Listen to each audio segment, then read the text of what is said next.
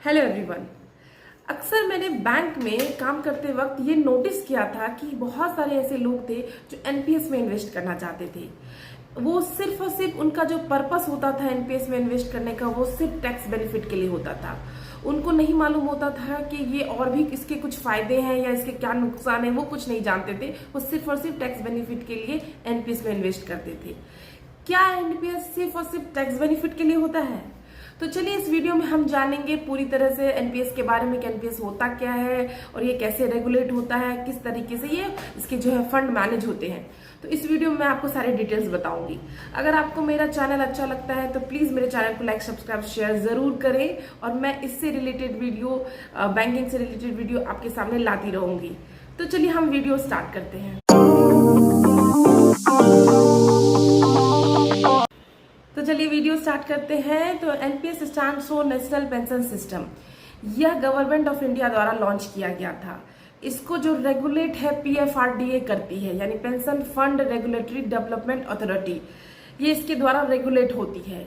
इसका जो लॉन्च का डेट था वो है 2004 में इसे लॉन्च किया गया था, जो सिर्फ और सिर्फ उस वक्त गवर्नमेंट एम्प्लॉइज ही इसमें इन्वेस्ट कर सकते थे।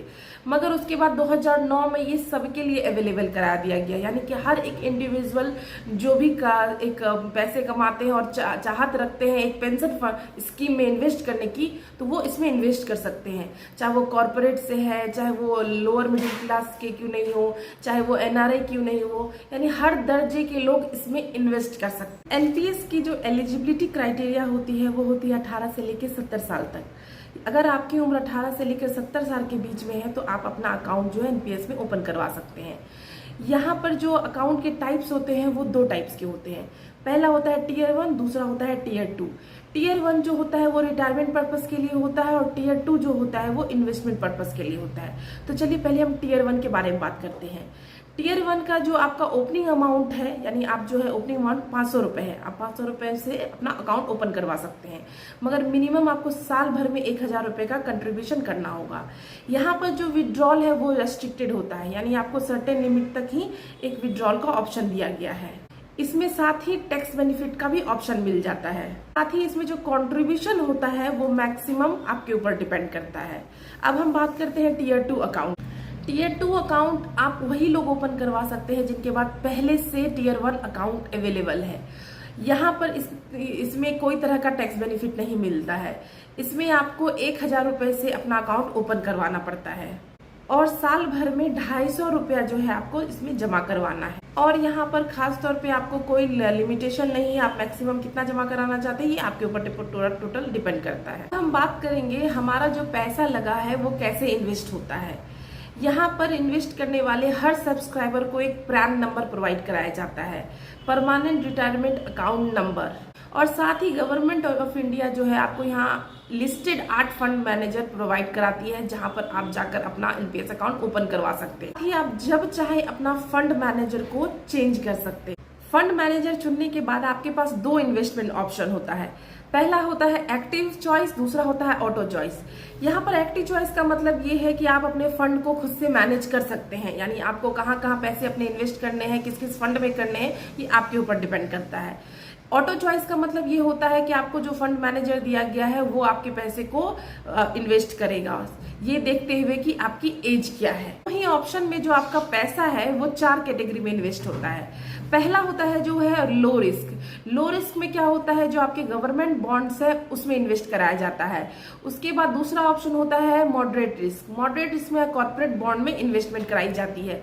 तीसरा होता है हाई रिस्क, यानी इक्विटी में आपके पैसे जो है इक्विटी में लगाए जाते हैं। और चौथा होता है वेरी हाई रिस्क, यानी एटीएफ, ऑल्टरनेटिव फंड इन्वेस्टमेंट, जिसमें आपका पैसा इन्वेस्ट होता है। एक्टिव चॉइस की अगर हम बात करें तो आपका जो एसेट एलोकेशन होता है वो इक्विटी में, गवर्नमेंट सिक्योरिटीज में, कॉर्पोरेट बॉन्ड्स में कराई जाती है। आपकी उम्र 50 साल तक अगर है तो आप जो है इक्विटी में इन्वेस्ट कर सकते हैं।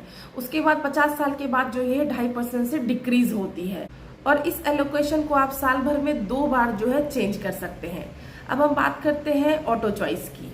जैसा कि मैंने पहले भी बोला, ऑटो चॉइस में क्या होता है कि फंड मैनेजर आपके पैसे को जो है आपके एज के अकॉर्डिंग इन्वेस्ट करते हैं। इसमें जो ऑप्शंस आते हैं, पहला ऑप्शन आता है अग्रेसिव लाइफ साइकिल फंड का, दूसरा जो ऑप्शन आता है वो आता है मॉडरेट लाइफ साइकिल फंड का, और तीसरा जो ऑप्शन आता है वो होता है कंजर्वेटिव लाइफ साइकिल फंड। इस तरह में जाकर जो है इसमें फंड में इन्वेस्ट कराया जाता है। अब हम बात करेंगे आप अपने पैसे को कैसे विड्रॉ कर सकते हैं। देखिए यहाँ पर मैं आपको बता दूं कि एक तरह का पेंशन फंड स्कीम प्लान है। तो ज्यादातर जो इसकी विड्रॉल जो है वो आपको जब एज कंप्लीट हो जाएगा, जब इसका प्लान कंप्लीट हो जाएगा, तब आपको वहां पर पैसे मिलेंगे।